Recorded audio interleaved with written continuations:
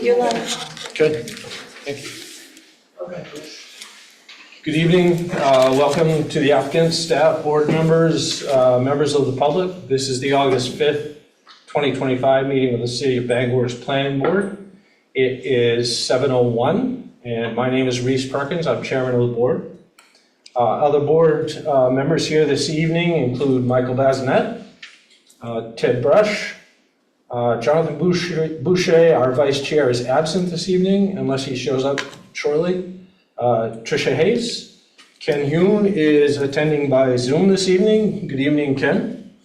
And Janet Jonas on my far left, and new member beyond Janet is Justin Cartier. Welcome, Justin.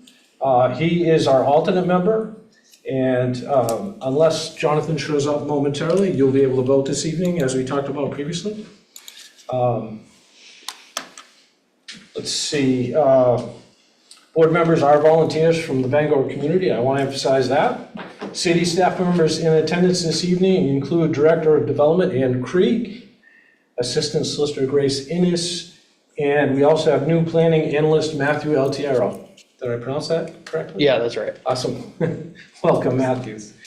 We thank them all also for preparing this meeting and getting us going. So I'll start with old business this evening, meeting minutes.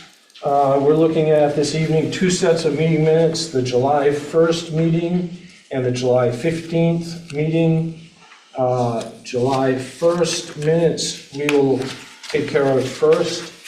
And I would ask if there are any modifications and comments, and before anyone else says anything, I do want to note that the date of the meeting minutes that were approved in the July 1st meeting is noted as the July 3rd meeting, which of course wouldn't have happened after July 1st. It's the June 3rd meeting minutes that we approved on July 1st. So I would correct that one thing. Do board members have any other issues with meeting minutes? Member Bazinet? I was absent on the July 1st meeting. Yes, I was not going to call on you for that one. Thank you for pointing that out. So if I have no other board member comments, I would look for a motion. Yeah, move to approve as amended. Thank you. Second, Member Jonas, thank you. Roll call vote. Member Brush? Yes. Member Hayes? Yes. Member Hume? I'm sorry, yep, Member Hume?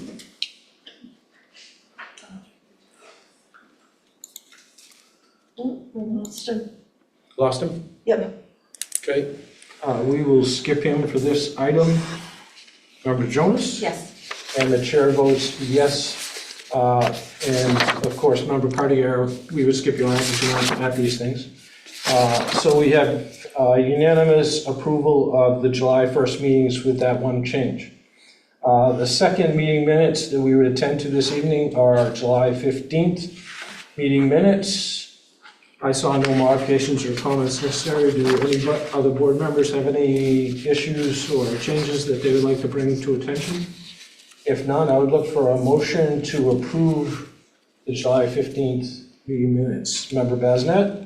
Put forward a motion to approve the July 15 meeting minutes as posted. Thank you. A second. Second. Member Brush? Thank you. Roll call vote. Member Bazinet? Yes. Member Brush? Yes. Member Hayes? Yes.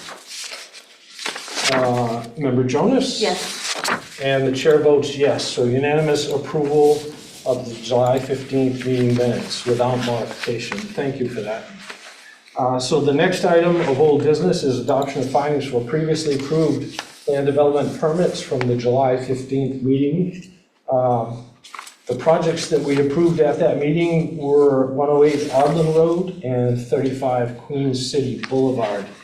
We can take these two together. Is there any discussion before we go to that? Seeing none. We hear you.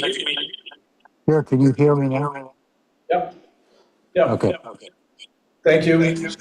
Member Yoon is back with us. And so, in case Member Hune, in case you didn't hear this, what we are tackling right now is adoption of findings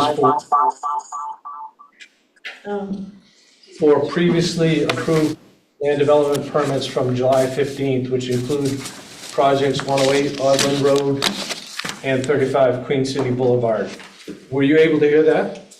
Yes. Thank you. Okay. So I'd look for a motion to approve those. Move to approve. I got that from Member Hume first. Member Brush, you have a second on that Second. one? Thank you. So move to approve and a second by Member Brush. Roll call vote. Member Basnet? Yes. Member Brush? Yes. Member Hayes? Yes. Member Hume? Yes.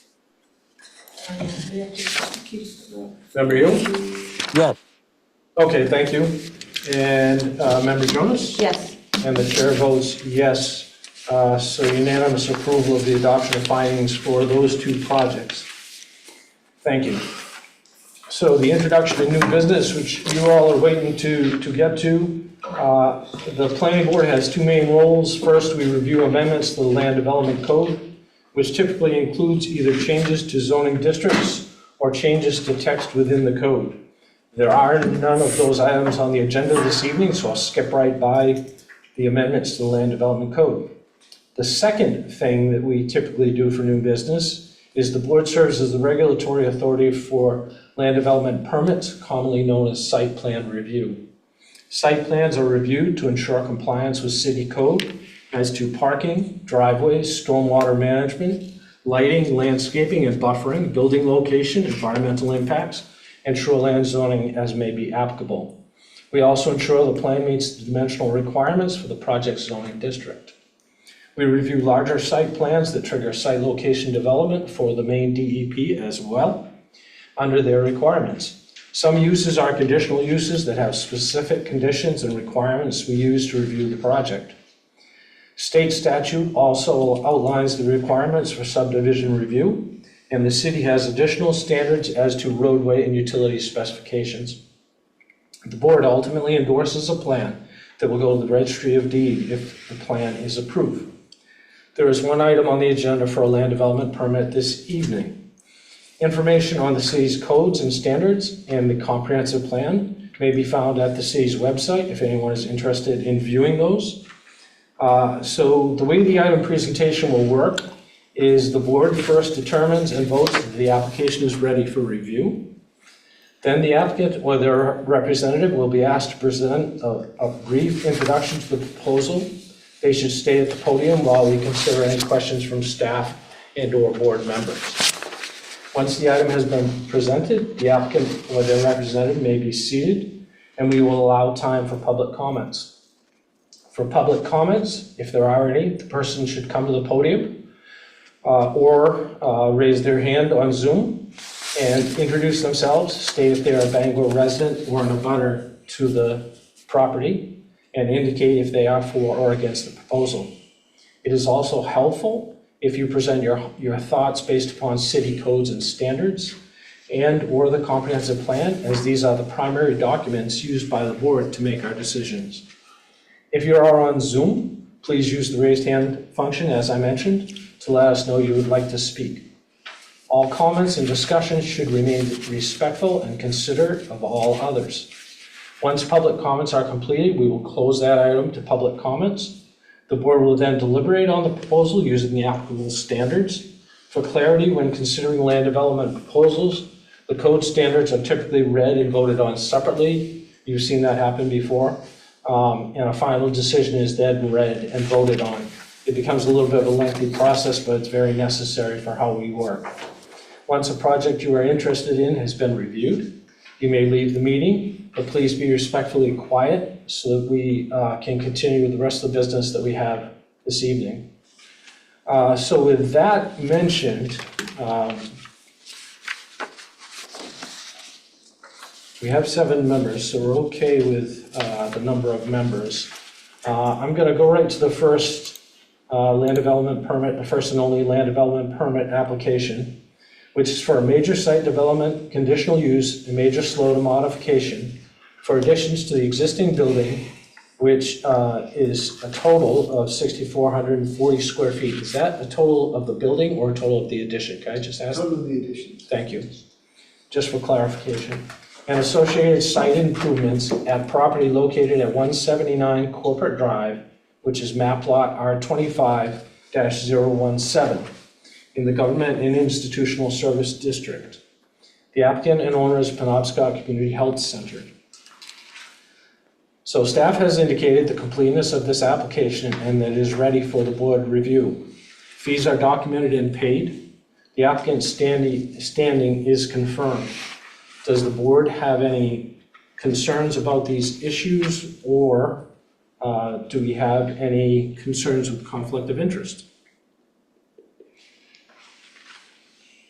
Seeing none, I would only bring up a question for staff, Director Creed, if I could. We often have a letter of acceptance from the engineering department, and I didn't see one on this, but I know it's not always necessary. Yeah, we did get a sign off from the city engineer on the project, but we just didn't get it in writing in time for the packet, Okay. but he has signed off. You can confirm that. Oh, it's- yeah, okay, yeah. Okay. He couldn't be at tonight's meeting, but. Okay, excellent. Thank you. So we will assume that that is a part of the packet for the project. Are there any other board questions or concerns with the application's completeness? And seeing none, I would go to a roll call vote on the application of completeness. Could I have a motion, which if the board follows along, it would be under our procedural background. Justin, before we get to Member Jonas, I think you were going for a motion, right?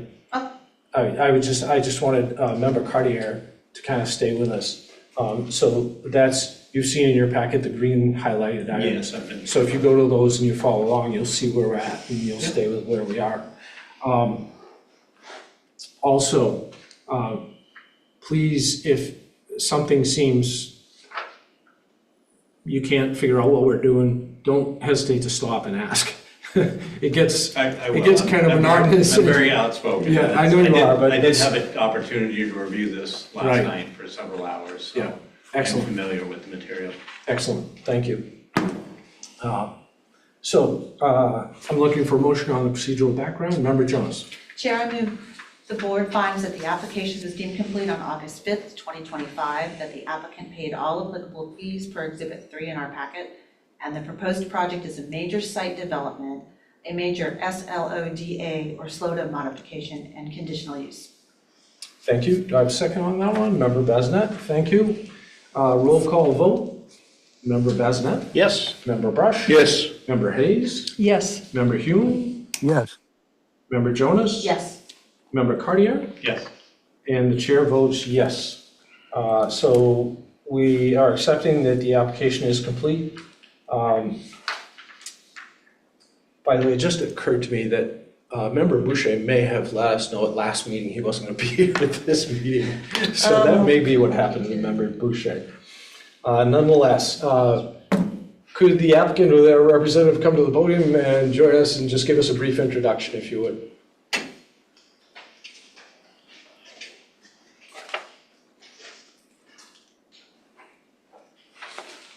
Good evening, Mr. Chair, members of the board. For the record, my name is Andy Johnston. I am a principal and civil engineer with Atlantic Resource Consultants, and we are happy to be representing Penobscot Community Health Centre for this application. As you explained in your introductory remarks, this is really a renovation and some additions to the existing building. The additions total about 6,400 square feet. They're spread across what is essentially a building in two parts. On the northern part, it's a transitional housing complex, and the southern part is really the shelter complex. The additions have been situated and designed such to maximise the efficiency of the use of space and maximise the existing building to the extent possible. And you'll see that from a site engineer's perspective, the architect has done a fantastic job in basically leaving the site alone very much. So we had little work to do as far as circulation and parking goes. You'll also see in your packet the architectural elevations, which are very much in keeping with the existing building. A lot of broken up roof lines, but very similar in shape and scale to the existing building and fits in nicely. Although there is a fair bit of extra space shown on here, and I show the additions are all shown in orange on this plan just so you can get an idea of the scale. It's not really increasing capacity significantly. It'll be adding 4 units to the transitional housing and then essentially adding space to the shelter, but bringing it up to the capacity it had pre-COVID. So it'll actually bring up the capacity to 66 beds, which I believe is the pre-COVID capacity, but then allows them also to have 4 flex beds, which allow for quarantine and isolation. And so from a management perspective, it just allows a lot more flexibility in the use of space.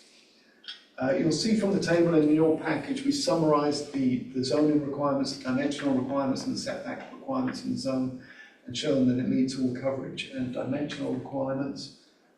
As I said, from a parking and circulation perspective, there's really not a lot of changes. There's just one really minor tweak you'll notice if you look hard at the site plan, is we're moving the handicap parking space at the transitional housing area just over to a place. So we do a pretty thorough analysis when we look at additions to buildings. We do a pretty thorough analysis of barrier-free routes, barrier-free parking to make sure it meets the slope requirements, which are quite complex if you read right into the detail. And what we found with the existing one, it doesn't quite meet the slope requirements for cross slope and an ADA parking space. We moved it down here where it does meet the cross slope, and we have an ADA compliant barrier-free route all the way up, and you'll see a little ramp here for the ADA entrance there. So apart from that, the parking circulation has essentially stayed the same. The number of parking spaces has stayed the same. There's some demolition required down at the southern end of the shelter just to accommodate this new addition. And this is really the only, or the majority of the utility work that's happening on the site. If you saw this, the area without the orange stuff on it, you'd see there's a transformer in there. The gas comes in that side as well. So those have to be relocated to make this function. And you'll see transformer moves out here, the emergency generator moves out here, and the gas comes in here. Again, not a big impact on the levels of service for utilities because there's not a big increase in use. We do have ongoing conversations with Bangor Water District just to confirm the meter size with the additional units, and that's based on fixture counts, which comes from the mechanical engineer. So we're just tying up those couple of loose ends there, but otherwise very little on the utility side, very little on the circulation side. We are adding some more stormwater features to the site. This already actually has pervious pavement. All of this area here is pervious pavement to treat the runoff from that impervious area. And because we're adding a little additional impervious, we have a bioretention cell that's going down here, and that's one of those very shallow planted, becomes part of the landscape, rather a nice little planted feature. And then we have filtering drip edges on each side of the peaked roof of that addition. And that meets the Chapter 500 stormwater requirements, which requires, because this is a SLODR application. And you'll see also, I won't go through them all, but you'll see also in your package, summary response of the site plan review standards, summary response of the conditional use standards. There are some specific conditional use standards related to the use of shelter and transitional housing. And you'll see that most of those are covered in the operational plan for the facility which exists right now. And of course will remain in place once this is completed. And you'll also see in the package a response to each of the SLODR standards, some of which are not applicable, in fact many of which are not applicable because it's essentially a small redevelopment of an existing developed site. So that, I think, kind of sums up. I'll try to keep it as brief as I can, so if you have questions, you've got plenty of time for them. Amy and Chris are sitting in the back here, hiding away, but if you have any specific questions related to the operation of the facility that goes above my level of competence, then they're here to help me out. So if you have any questions on that, please fire away. Thank you, Mr. Johnson. Johnston with a T, right? Correct. Thank you. Before you sit down, staff comments at all on this one? No staff comments? Seeing none, thank you. Board member questions? Member Basnet's hand was up first. Mr. Chair, this might not particularly point in the direction of our meeting tonight, but the question should be asked. Last I knew, PCHC was looking to sell the facility because they were in a financial situation that they could no longer support it. Now they're making the addition, use of slaughter funds from city and the county. But how are they going to support this new operation going down the road? I'm all right with that question being asked. If Has their financial situation there's changed? no reason why we can't inquire. I mean, without opening up to a complete financial plan. Right, and the information I have on that is just the funding for this particular project, which is in place. Which was slaughter. Yeah, as far as the overall. Excuse me, funding- American Rescue. Yeah, ARPA. ARPA, right, not ARRA, ARPA. ARP, right? So that's really, and that's really our role is to get in front of you with, here's the funding that's in place that allows them to do this from an operational perspective. That may be something for a higher level of management can answer what the long-term, so essentially what you're asking is what the long-term operational plan is for the facility. Yeah, very simply, earlier in the year, and I don't know if their situation has changed or not, maybe they got different funding, I don't know. They were looking to sell it or bring in an outside partner to help them run it because they financially could not support it. And now we're going to make an addition, which will, over time, create additional expenses, operational expenses and whatnot. I just wanted to ask, how are they going to do that? Yeah, no, you're right. Yeah, sure. Go ahead, Member Jonas, I think you're trying to imply that you've got something to say about this that might, May I? yes.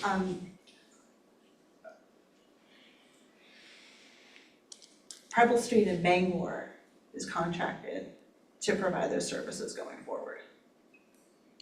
So Preble Street's going to take over the facility? I think just management of the facility, if I understand correctly. Okay, so they have brought on a partner. I dug that out of the Bangor Daily News and a visit to their website. I would also add, just a comment of my own, just in reading through the packet, this is nothing that none of us aren't aware of if we look in the detail.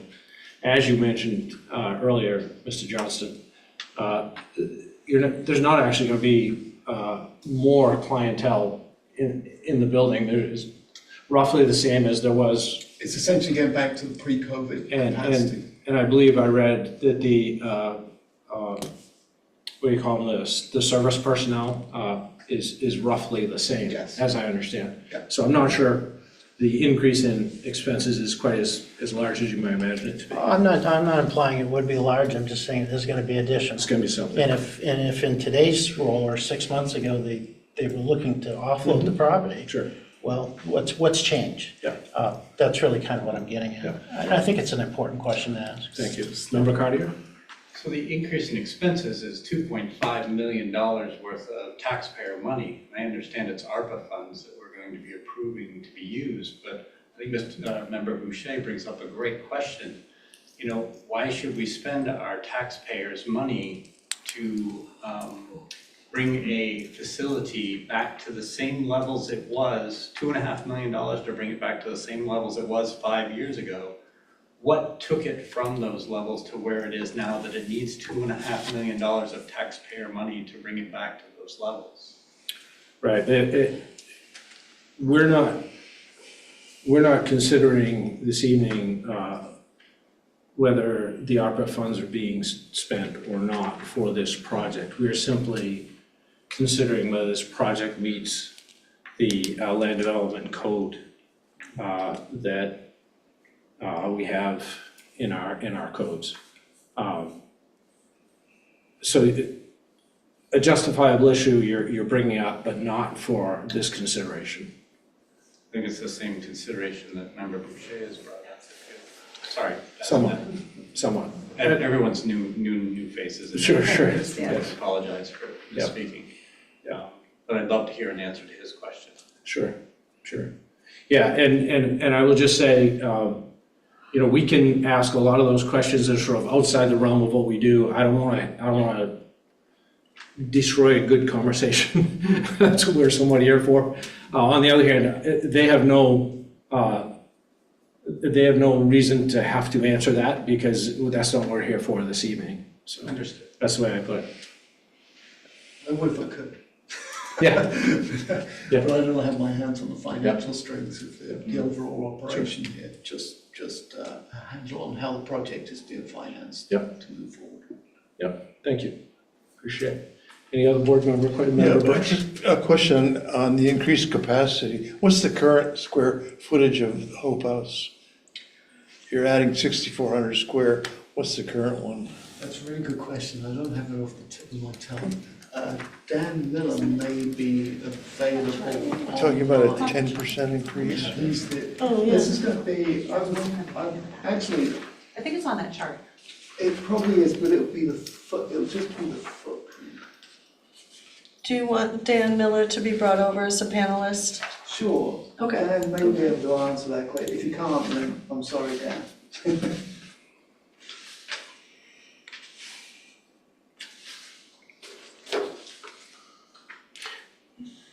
So the floor area ratio, which is essentially the floor area, the total floor area of the building, divided by the lot area, is going up by about 25%. 25%. Thank you. Mr. Miller is on, in case you wanted to ask him. Mr. Miller, do you know what the square footage is of the existing Hope House, the total square footage? I was just about ready to go look at the drawings to find that when you brought me on as a panelist. So I'll get that and I'll type it in. We'll get an answer for you. Okay, thank you. Thank you. Member Jonas? You've answered several of my questions already, so I really appreciate that. Thank you. The first thing I want to understand, because I'm new back to Bangor, is why the lease says it's Indiana Avenue, but the address on the application says that's probably a staff question more than, it's not even probably. The address, say that again, the address? The address on the lease says Indiana Avenue, but the address on the application says Corporate Way, I think. Corporate Drive. Corporate It is Drive. Corporate Drive is the, right. Venture Way up here, I think I've seen a label of that as Indiana Avenue. So this is all part of the old, you appreciate, this is all part of the old Air Force Base. Right, and, Some of the road names I have seen have changed. okay, Yeah. and that's what I'm thinking. I And was even wondering in our if staff- GIS system, it flips back and forth. Yeah. So Oh, yeah, we need okay. to, yeah, Okay, all clarify right, thanks. that. I was just confused, Yeah. but I think I figured it out. It almost looks like the road was vacated when this was built, but that's, Yeah, and some of them are in the process of being vacated now. Texas Avenue, for example, I don't think actually has a right of way associated with it, and it's kind of abandoned up in that end. Right, I noticed that. If you look at one of the drawings, you can see that there was, I'm not sure if it's that road you were just pointing to, but one of the roads is kind of coming through the parking lot, but it is no longer going to happen. Yeah. okay. Suspense That and was my changes. first question. Member Jonas? I have several more. Yeah. The water department, that's all been resolved, except for the fixture count. Yes. And, you're still working on where the new cutoff valves are gonna go and everything else. Well, we determined all that, so we show that on the site plan now. We actually met with them out at the site to make sure we knew exactly where things were coming from. It's a little confusing in this area, as you may if you go up there, the one thing that you'll notice, and it's easy to get your bearings by, is there's two tanks there. There's an old tank. Yeah, and a the new old tank. time and the new one. Well, there's an old main that runs down the street, there's a new main that runs down the street, and there's a main that runs up to the tank, and the service is coming off the new main and the old main, and so it's a bit, there's a bit of spaghetti in here, so we just had to make sure that we knew where everything was. And really what we left with is, this is over where the existing shut-offs are, the addition. So what we left off with is we're coming back out to this main and we're putting two new services in that run into the new mechanical space. So my question for chair and for staff is, do we need to condition approval if we get to that point on getting the fixture count to the water district? I think we've done that in the past. Yeah. Yeah, There's there no is- objection to that. I mean, it really is. It's Okay. a detail and they've asked for it, so we're gonna get it to them. So- Yeah, and I've seen, I think there was in the correspondence, they Right. had given a commitment that they would get it, but I'm also okay with adding it as a condition. Yep. Yep, just to make sure we've got it in there. Okay, you explained I think I understand the flex beds now that you explained it. It's not that there will be 4 additional people there to go over the 66, it's just so you can move 4 people into isolation. Correct, Okay, correct. so that number's not gonna change, okay. Question about the exterior lighting. Are there any exterior doors on any of the additions? There is a main door here, and a main door here, which is next to the existing door. There are some other doors which are egress doors, which essentially not going to be in day-to-day use, but are Okay, there but for do those egress. have to be lit? If they're egress doors? I believe so, under the building code. Right, so there will be additional exterior There lighting. may be wall packs over those, although I suspect in this area that there's enough ambient light off the street lights. I think in the evenings, it's actually pretty low. Okay, I just wanted to ask, because I wanted to be sure we were okay with saying there is no additional exterior lighting, if we're okay with that, that's cool. And then I think my final question was about, it is about the pavilions. The pavilion is being demolished. Correct. Is it being put someplace else? No, It's not being, no, okay, I don't think this is planned to go anywhere else. There's a shed out here, and there's outdoor space, of course, around the back of the building. But that pavilion, I believe, is not being relocated. okay, so my question then is for staff. If I'm reading the ordinance correctly, but maybe I'm not, maybe because, again, I'm new at this. It does say that an outdoor area for guests shall be provided on site with adequate screening to protect privacy of guests. Do they still meet that with the outdoor space in the back? I think they probably need that. Yeah, I mean, there's already existing buffer plantings Yeah, okay. Right. in there, so Some yeah. pretty heavy Okay. planters around the back. But of course, not really much when you go up. Not Apart from the water anymore. tank. Not anymore. Right. All right, thank you. All right, any other board member questions or comments for the applicant? All right, Mr. Johnston, I'm gonna let you sit and we will see if there are any public comments at this time. Thank you. So I'll open this up to public comments. I don't actually see, there is a,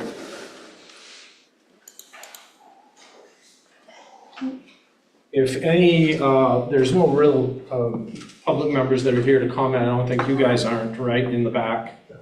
And so if you're on Zoom and you would like to speak, raise your hand. Otherwise, we will move right on. Seeing none. I will close public. Chair Perkins, Oh, may I'm sorry. Yes, please. I have a couple of answers to your questions. Oh, good. Well, come on up. Introduce yourself first. Sure, I'm Chris Bragdon. I work at PCHC as a project manager with Ed Marsh, who couldn't be here tonight. Okay. So in response to the additional square footage, there's about 4,100 square feet that are going to be added to the homeless shelter. As far as transitional housing, I'm not able to provide that answer. I knew it at one time, I can't remember. Okay. And then Indiana Avenue was discontinued. So Okay, it was it's no longer, Okay, thank you. you're welcome, Thank you very much. you're welcome. Appreciate it. Okay, seeing no further public comments, I am closing the public comment period for this project. Before going to motions on standards, do board members have any other issues which they would like to bring up that we ought to discuss or debate before we move to standards? Seeing none, I would look for a motion on the items of Part 1 first, which requires the project to meet Articles 2 through 12. And so a motion on item 1 of Part 1. Member Brush? Mr. Chair, I move the board finds that based on Exhibits 2 and 9, the applicant satisfied Land Development Code Section 165-33's requirements regarding filling, grading, and earth moving activities, and Section 165-33.1's requirements regarding erosion and sediment control best practices. Thank you. And Member Basnet, you had your hand up as well. You're seconding it. So roll call vote on this particular item 1. Member Basnet? Yes. Member Brush? Yes. Member Hayes? Yes. Member Hume? Yes. Member Jonas? Yes. Member Cartier? Yes. And the chair votes yes, unanimous approval of item 1. Can I have a motion on item 2? Member Basnet? Mr. Chair, I move that the board finds that based on sheet C101 of Exhibit 2, the applicant satisfied Land Development Code Section 165-65's requirements regarding yard space for group buildings. Thank you. A second on this one. Member Jonas, thank you. Roll call vote. Member Basnet? Yes. Member Brush? Yes. Member Hayes? Yes. Member Hume? Yes. Member Jonas? Yes. And Member Cartier? Yes. And the chair votes yes. Unanimous approval on item 2. A motion on item 3, please. Member Jonas? Mr. Chair, I move the board finds that based on sheet C101 of Exhibit 2 in our packet, the applicant satisfied Land Development Code Section 165-67's requirements regarding outdoor display and storage buffer yard. Thank you. A second on this one. Second. Member Cartier, thank you. Roll call vote. Member Basnet? Yes. Member Brush? Yes. Member Hayes? Yes. Member Hume? Yes. Member Jonas? Yes. Member Cartier? Yes. And the chair votes yes. Unanimous approval of item 3. Member Hume, because I can't see you very well, do you want to move on item 4? Sure. 1 second. No? Chair, the board finds that based on sheet C101 of Exhibit 2, the applicant satisfied Land Development Code 165-68's requirements regarding having a minimum street frontage no less than 50 feet. Thank you. And a second on this one. Member Brush, thank you. Roll call vote. Member Basnet? Yes. Member Brush? Yes. Member Hayes? Yes. Member Hume? Yes. Member Jonas? Yes. Member Cartier? Yes.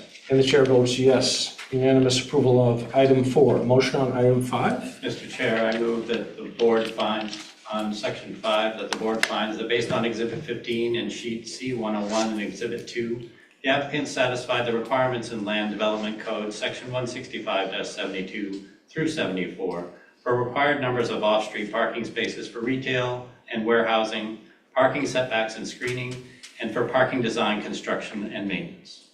Thank you, Member Cartier. And Member Brush, you had your hand up for a second. Is that correct? Yes. Thank you. Roll call vote. Member Basnet? Yes. Member Brush? Yes. Member Hayes? Yes. Member Hume? Yes. Member Jonas? Yes. Member Cartier? Yes. And the chair votes yes. Unanimous approval of item 5. Can I have a motion on item 6? Member Brush? Mr. Chair, I move the board finds that based on sheet C101 in Exhibit 2, the applicant satisfied the requirements in Land Development Code Section 165-76 through 78, requirements for loading spaces. Thank you. Member Basnet, did you have your hand up for a second? Sure did. Yes, okay, Yes. thank you. And a roll call vote. Member Basnet? Yes. Member Brush? Yes. Member Hayes? Yes. Member Hume? Yes. Member Jonas? Yes. Member Cartier? Yes. And the chair votes yes. Unanimous approval of item 6. So item 7, I think, and I'm turning towards staff, Director Krieg. Yeah. Item 7 would be the one, I think, if we were going to put a condition on providing a fixture count. Wouldn't you say that Yes. requires it to include, yeah. So, Member Jonas, do you want to make a motion on item 7 and add a condition, provide that the applicant would provide a fixture count? And what should we have for a deadline on that, before a permit is issued? Yeah, before building permit. I think so, right? Before Yeah. building permit issuance. You're okay with that? Okay, thank All you. right, I'll get it. Mr. Chair, I move the board finds that based on sheet C101 and C502 in Exhibit 2, Exhibit 13, and Exhibit 17 in our packets, the applicant satisfied Land Development Code Section 165-79 and 80, requiring connection to necessary utilities, including public water and sewer when possible. Thank you. Do I have a second on this one? Do I need to add the condition? Oh, I'm sorry, you're right. Jumped ahead of you, carry on. With the condition, well, this is the hard part for me. Yeah, With okay. the condition that an accurate fixture count be provided to the Bangor Water Department before the building permit is issued. Excellent, thank you. Second. Member Cardier with a second, thank you. All right, roll call vote. Member Bazinet? Yes. Member Brush? Yes. Member Hayes? Yes. Member Hume? Yes. Member Jonas? Yes. Member Cardier? Yes. And the chair votes yes. That's unanimous approval of item 7 with the condition added. Can I have a motion on item 8? Member Hayes? I move the board finds that based on Exhibits 2 and 11, the applicant satisfied the Land Development Code, Section 165-81, requiring appropriate lighting in accordance with regulations on intensity, direction, and height. Thank you. And a second on this one, Member Jonas, thank you. Roll call vote. Member Bazinet? Yes. Member Brush? Yes. Member Hayes? Yes. Member Hume? Yes. Member Jonas? Yes. Member Cartier? Yes. And the chair votes yes. So that's unanimous on item 8. A motion on item 9, please. Member Brush? Mr. Chair, I move the board finds that based on Exhibits 2 and 17, the applicant satisfied the Land Development Code, Section 165-82, requiring adequate fire protection. Thank you. A second on this one, Member Bazinet. Thank you. Roll call vote. Member Bazinet? Yes. Member Brush? Yes. Member Hayes? Yes. Member Hume? Yes. Member Jonas? Yes. Member Cartier? Yes. And the chair votes yes. Unanimous approval of item 9. Member Hume, to keep you in the loop, would you like to provide a motion on item 10? Certainly. Chair, the board finds that based on Exhibit 2, the applicant satisfied the Land Development Code 165-83, requiring adequate electrical services. Thank you. A roll call vote. Second on that one? Member Hayes, thank you. Roll call vote. Member Bazinet? Yes. Member Brush? Yes. Member Hayes? Yes. Member Hume? Yes. Member Jonas? Yes. Member Cartier? Yes. And the chair votes yes. Unanimous approval of item 10. Can I have a motion on item 11? Member Jonas? Chair, I move the board finds that based on Exhibits 2, 4, 9, and 16, the applicant satisfied the Land Development Code, Section 165-84, requiring adequate surface water and storm drainage and separation of stormwater and sanitary flows. Thank you. A second on this one. Member Hayes, thank you. Roll call vote. Member Bazinet? Yes. Member Brush? Yes. Member Hayes? Yes. Member Hume? Yes. Member Jonas? Yes. Member Cartier? Yes. And the chair votes yes. Unanimous approval of item 11. Motion on item 12, please. Member Cartier?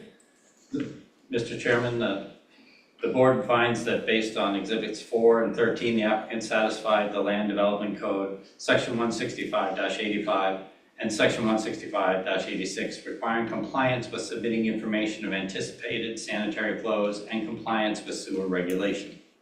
Thank you. And just a reminder, because it's easy to miss it, but we've had it happen a couple times. The right way to say it is the board, I move the board finds, because you're making a motion. So a second on this one. Member Bazinet, thank you. Roll call vote. Member Bazinet? Yes. Oh, yes. Hang on. Lost my place. Member Brush? Yes. Member Hayes? Yes. Member Hume? Yes. Member Jonas? Yes. Member Cartier? Yes. And the chair votes yes. So that takes care of the 12 items, unanimous approval for part 1. So we'll move on to part 2, which requires the project to meet the district site development standards under Article 19. So I would take a motion on that one item. Member Bazinet? Mr. Chair, I'll move the board finds that based on Exhibits 2 and 4, the applicant satisfied Section 165-135 of the Land Development Code regarding height limits, floor area ratio, impervious surface ratio, and buffer yards. Thank you. A second on this one. Member Brush? Thank you. Roll call vote. Member Bazinet? Yes. Member Brush? Yes. Member Hayes? Yes. Member Hume? Yes. Member Jonas? Yes. Member Cartier? Yes. And the chair votes yes. That's unanimous approval of part 2. Moving on to part 3, which requires the project to meet the requirements of 165-97, Government and Institutional Service District Standards. Motion on item 1. Member Brush? Mr. Chair, I move the board finds that based on the findings made in parts 1 and 2 of this document, as well as the findings outlined in this part 3, the project meets the requirements of section 165-97.D5 for uses within GNISD. Thank you. Second on this one, Member Jonas. Thank you. Roll call vote, Member Bazinet, Yes. Member Brush, Yes. Member Hayes, Yes. Member Hume, Yes. Member Jonas, Yes. Member Cartier, Yes. and the chair votes yes. Unanimous approval of item 1 of part 3. Motion on item 2, Member Jonas. Chair, I move subject to findings that the standards in part 5 have been met. The board finds that the applicant has met the standards for a conditional use. The board I also move the board finds, based on reviews of exhibits 2 and 4, and based on the findings made in part 2, that the project meets the requirements for GNISD. Thank you. And a second on this one? Member Hayes, thank you. Roll call vote, Member Bazinet, Yes. Member Brush. Yes. Member Hayes, Yes. Member Hume, Yes. Member Jonas, Yes. Member Cartier, Yes. and the chair votes yes. Unanimous approval of item 2 of part 3, which concludes all the items of part 3. Moving on to part 4, which requires the project to meet section 165-114 land development approval standards. Can I have a motion on item 1 of part 4? Member Brush? Mr. Chair, I move the board finds that based on exhibits 2 and 18, the applicant satisfied Land Development Code section 165-114.B and C requirements that the proposed parking and loading layout and proposed access drives from the site to any public right-of-way are arranged in a reasonable and safe configuration. Thank you. A second on this one? Member Cartier, thank you. Roll call vote, Member Bazinet? Yes. Member Brush? Yes. Member Hayes? Yes. Member Hume? Yes. Member Jonas? Yes. And the chair, Member Cartier? Yes. And the chair votes yes, so unanimous approval on item 1. Can I have a motion on item 2 of part 4? Member Hayes? I move the board finds that based on exhibits 2, 4, 9, and 16, the applicant satisfied Land Development Code section 165-114D's requirement that stormwater runoff from the proposed development will not have an unreasonable adverse effect on abutting or downstream properties or protected resources, and that all downstream channels or municipal stormwater collection systems have adequate capacity to carry the flow without significant negative effects. Thank you. Second on this one, Member Brush? Thank you. Roll call vote, Member Bazinet? Yes. Member Brush? Yes. Member Hayes? Yes. Member Hume? Yes. Member Jonas? Yes. Member Cartier? Yes. And the chair votes yes. So unanimous approval of item 2. Can I have a motion on item 3? How about Member Hume? Yes, Chair, I move that the board finds that based on exhibits 2 and 11, the applicant satisfied Land Development Code 165-114E's requirement that all display and outdoor storage area are situated and properly screened, and all outdoor lighting shall be designed, installed, and maintained to avoid unreasonable adverse effects from light pollution. Thank you. And a second on this one, Member Bazinet? Thank you. Roll call vote, Member Bazinet? Yes. Member Brush? Yes. Member Hayes? Yes. Member Hume? Yes. Member Jonas? Yes. Member Cartier? Yes. And the chair votes yes. Unanimous approval of item 3. Motion on item 4, please. Member Bazinet? Mr. Chair, I'll move the board finds that based on sheet C101 of Exhibit 2, the applicant satisfied Land Development Code Section 165-114F's requirements regarding landscaping of the site. Thank you. Second on this one, Member Jonas? Thank you. Roll call vote, Member Bazinet? Yes. Member Brush? Yes. Member Hayes? Yes. Member Hume? Yes.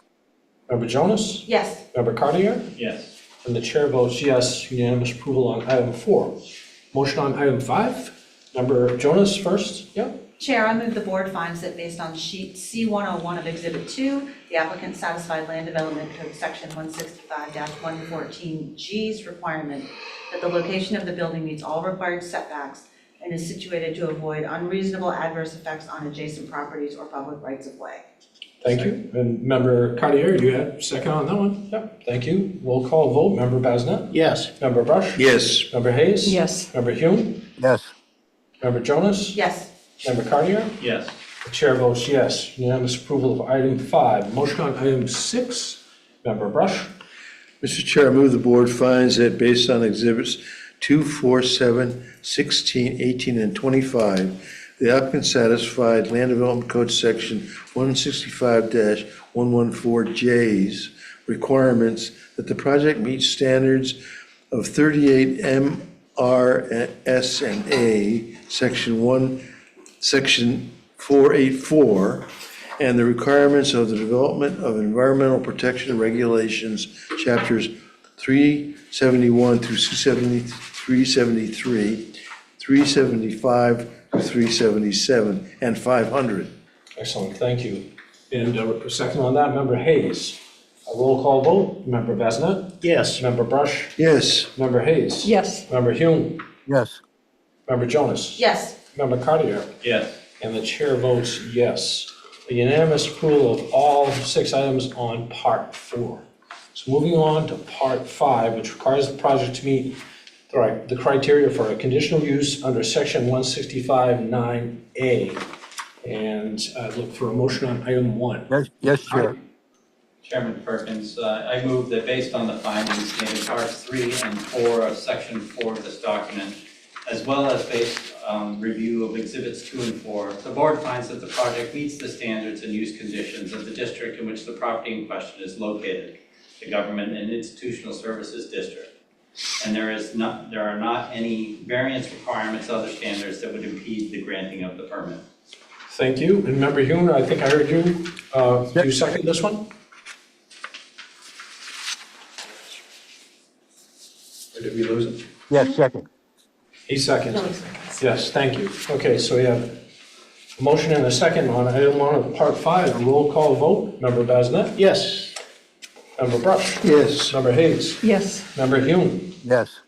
Member Jonas? Yes. Member Cartier? Yes. And the chair votes yes. Unanimous approval of item 1 of Part 5. Motion on item 2. Member Hayes? I move the board finds, based on exhibits 4 and 18, that the project will not create unreasonable traffic congestion or hazardous conditions on contiguous or adjacent streets. Thank you. And a second by Member Brush. Roll call vote. Member Basnet? Yes. Member Brush? Yes. Member Hayes? Yes. Member Hume? Yes. Member Jonas? Yes. Member Cartier? Yes. And the chair votes yes. Unanimous approval on item 2. Motion on item 3. Member Hume? Yes. Chair, I move that the board finds based on exhibits 2, 13, and 15 to 18, that the proper operation of the conditional use will be ensured by providing and maintaining adequate and appropriate utilities, fire protection, drainage, parking and loading, and other necessary site improvements. Thank you. A second on this one. Member Brush? Thank you. Roll call vote. Member Basnet? Yes. Member Brush? Yes. Member Hayes? Yes. Member Hume? Yes. Member Jonas? Yes. Member Cartier? Yes. And the chair votes yes. That's unanimous approval on all items of Part 5, which inevitably gets us to a decision, finally, which we would like a motion on the decision. Member Brush? Mr. Chair, I move the board finds that the project meets the requirements for a land development permit for a major site development, site location of development modification and conditional use, and therefore grants the land development permit for the proposed project. Thank you. And a second on this one, Member Basnet, thank you. And before I do a roll call vote, just confirmation from legal staff, we're okay with the condition being in back where it was, we weren't even here, right? Yeah. So we have a motion and a second, a roll call vote on the decision. Member Basnet? Yes. Member Brush? Yes. Member Hayes? Yes. Member Hume? Yes. Member Jonas? Yes. Member Cartier? Yes. And the chair votes yes. So unanimous approval on all of these items with the one item with a condition and a decision. So we have approved your project. The next step, thank you too. I mean, you're doing all the work. So the next step is the code enforcement office. Thank you all. Thank you very much. Good night. So we will move on from new business to other business, which first item is a discussion of the proposed land development code text change in rural and residential and agricultural district that staff has provided us with some information on in a memo that was provided in your packet. I'll just read the comment that is here. Please find a memo that was sent to the Business and Economic Development Committee for their meeting on August 4th. Before this change was sent into the formal review and enactment process, we were asked for any comments that we might have. Does board members have any comments on this change to the RRA zone, or would staff like to make a comment first? Yeah, just to kind of recap it, we've been meeting with the folks at Versant. They own a parcel of land out on Union Street, and they want to create a training facility there, outdoor mostly, with some office as well. And in that district, it's not an allowed use, so I went to the comprehensive plan to see, what was anticipated out there, and, there was some anticipation of some limited commercial ability. So what I'm offering is that, to have the use be allowed only on major arterials, which would include Union Street. That's a definition in your code. One comment that came up last night at the Business and Economic Development Committee, and there were a few counselors that agreed with it, was perhaps it should be a conditional use, and and again, only on arterials as opposed to as of right. So I don't know if board members also feel that way, that that's something that you would want to look at on a case-by-case basis, as opposed to what would be just a land development permit. May I distinguish that the difference between having it as you've proposed to us or in the packet is proposed rather than a conditional use is if it is a requirement to have a conditional use be a part of that, it would have to come to the planning board. Right, that's correct. Whereas currently, the way you proposed it, it wouldn't. It would just be as of right. No, I mean, it would still trigger a site plan, land development permit. It just wouldn't trigger a conditional use permit. But what some counselors indicated last night was that maybe this needs to be a conditional use.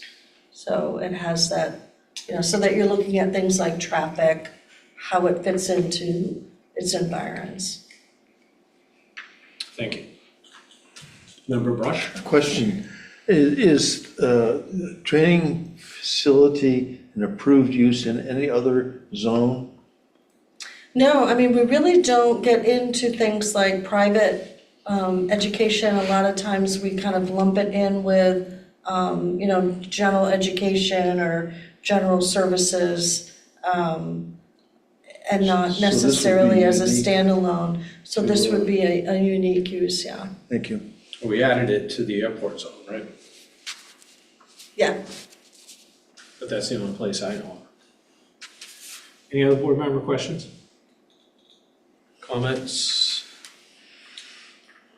I would simply express that I would prefer it to be a conditional use. I see what you say about it would still require a site plan, but I don't see where we could actually refuse someone putting a training facility in a property that is already applicable by zone to be okay without any, board review of the zoning. And I think it would help to open that up to public comment first. Right, That's my and to thinking. look at it case by case, because you are seeing, you've seen some applications in the last year where commercial development is starting to push out, Yep. you know, as we run out of space in other places, they're pushing out, and, Yep. yeah. I So, I don't really feel that the comprehensive plan was necessarily suggesting this, but I also believe that it's almost inherent in what we already have in our zoning, that this be allowed in, as long as it's limited to arterials, as you've suggested here. So I'm otherwise okay with this, but I do think it's a good idea for it to be a conditional, required, being a conditional use. I second that. Member Cartier feels the same way, I guess. Any other comments on this? Member Brush? Yeah, just the logic of restricting it to arterials, is that because of traffic solely? yeah, just to, you know, because, you know, I just look at the different, you know, sort of neighborhoods, if you will, subdivisions that have gone in the rural zone. Like if you allowed it in the whole rural resident zone, well, you know, you could have one on Church Road, you know what I mean? Like you don't necessarily, it's a use that you would likely prefer to be where it's accessible, people can get to it and not be, you know, entrenched in a residential neighborhood. Thank you. Okay. Okay. If there's no other comments, we move on to the next item. I just want to verify you guys are all set with this. Yep. Okay. Good.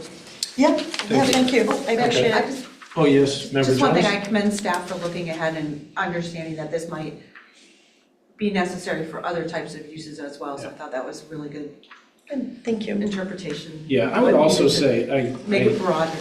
I don't like to burden projects with too many requirements, but training facilities aren't going to be happening all the time. This isn't like something where, Yeah, you're gonna get a ton of them. we're not going to get a ton. So I don't see that being an issue.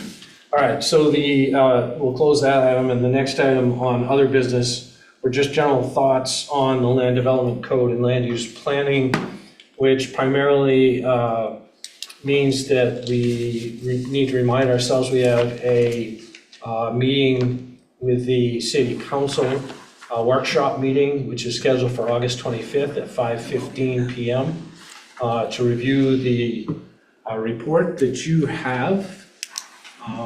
And I would remind you, if you haven't looked at that report, to give that a good look before that meeting so that we can give council any comments that we might have on that. Have we given Member Cartier any advice on how to find that? Oh, yeah, because that is completely online. Let me figure out a way to get that report. Well, it Look at says, I the mean, report, we if you can- look, I think in your packet, it refers to the www.blueprintbangor.com. But we can print That's out, probably easier, just write it. we can print out a bunch of things for you, Justin, so that you can, But that would be a good one. You can go right to that online, Justin, and take a look at it. Blueprintbangor.com, all one word, and you don't need capitals. Right. And that will take you right to that code change. It's very interesting, I personally believe. There's a lot in there. It's also, you know, if you read it at bedtime, you'll be asleep after a while, but there's a lot in there. I read owner's manuals, so I Yeah. think I can handle it. Any other comments on other or additional land development code stuff?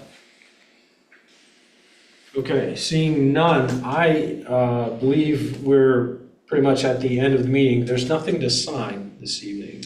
Yeah, Where is the that? Decisions. Okay, so we Yeah, need to just make the- sure we sign the decision. And is there only one document or one place? there's two decisions, so. Oh, Right, right, that you okay, voted that's on right, I'm sorry, tonight. two That's decisions. okay. So make sure we get signed, everything that needs to be signed, there's two places over there. And we have an amendment that she added, right, that needs to be on that, or is this for a prior? That gets in the record. Okay. Yeah, Yep. And the other thing I would like to remind everyone, confirm that the next meeting that we're going to have will not be here. It will be at the new city hall. Yes. So don't come here for the next meeting. And when is the next meeting? 18th. The 18th. And also, if I can add to that, on Please. Monday, there's going to be an open house to kind of showcase the opening of the first floor of City Hall at 5:15. So you're welcome to come if you want to come and look at the new meeting room. I think you're going to be very happy at your new meeting room. It's got, I think the audio is going to be a lot better for people to hear. We've always had that issue for as long as I've worked here, people in the back not hearing, but I think the mic situation and speakers is gonna be a lot better. And the acoustics will be better. Excellent. One other thing I came to mind, I can't remember what it was, so I think we're all set, so I am gonna adjourn the meeting. It is currently 8:06 PM. Thank you, guys. Anything I'm disqualified on that because of the absence, or were those two